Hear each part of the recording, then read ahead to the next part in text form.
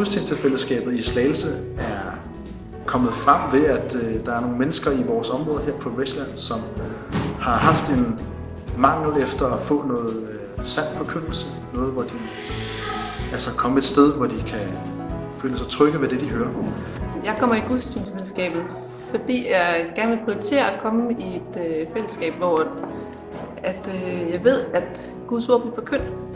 Det er jo også bare super vigtigt for mig at komme i et fællesskab, hvor jeg kan mødes med nogle andre kristne, og hvor der er børn og voksne og ældre, ikke også jo, at vi kan mødes lidt på tværs på den måde også. Han har skabt både dig og mig. Han har skabt både dig. I dag der startede vi med at synge sange, og bagefter så fortalte Kjeld os om pinsen.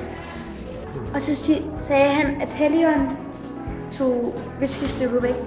Helligånden var den, der tog whiskystykket væk, så man kunne se og forstå, hvad der blev sagt om Gud og Jesus.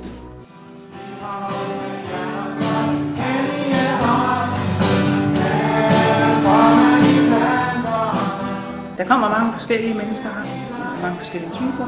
Der kommer også forskellige nationaliteter. Vi har nogle veteraner, der kommer. Og de kommer primært fordi de ønsker at høre noget med Jesus. De vil gerne kende kristendommen bedre at kende.